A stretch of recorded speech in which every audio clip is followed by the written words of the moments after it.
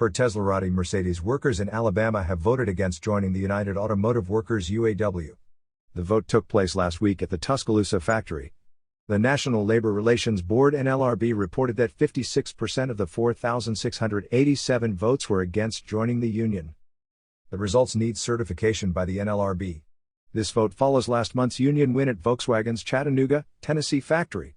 The UAW claims Mercedes used intimidation tactics during the campaign. UAW President Shawn Fain noted that around 2,000 employees voted in favor of unionizing. Fain described the effort as a David and Goliath fight and remains optimistic. If certified, workers must wait a year to refile for another vote.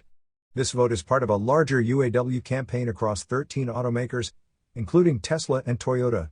The campaign follows last year's 6-week strikes at Ford, General Motors, and Stellantis, which resulted in record pay increases for workers. You are listening to UON News.